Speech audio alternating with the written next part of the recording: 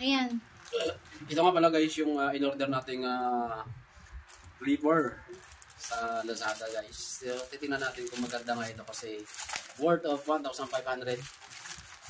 So, hindi ko naman masabing ano siya.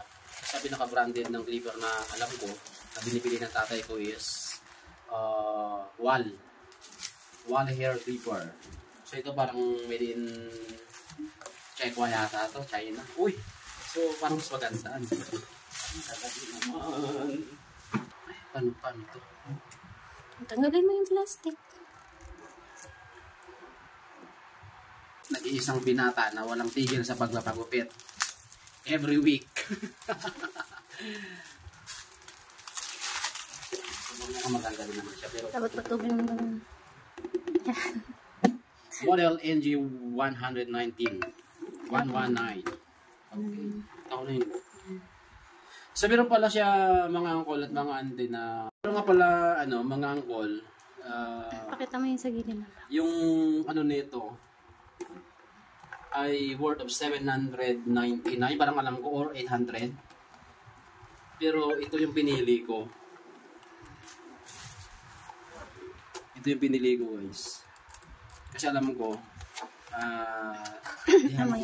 na mas maganda ito. Amoy ng plastic.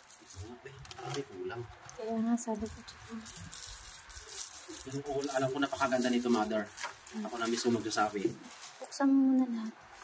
Buksan mo muna lahat. At may kasama siyang ayun.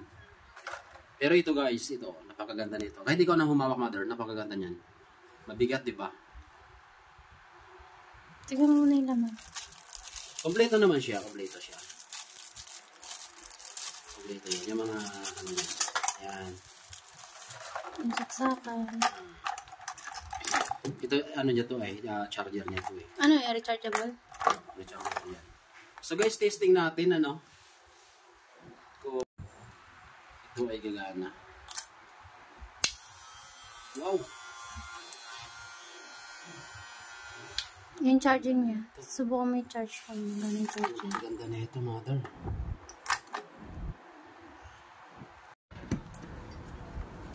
Testing mo. Kung magana yung charger niya.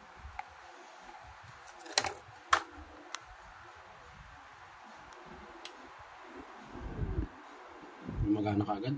Wala yun. Hindi pa nga nasasaksak. Ano ba? Ayan. 100% marking. Okay. 100% pa.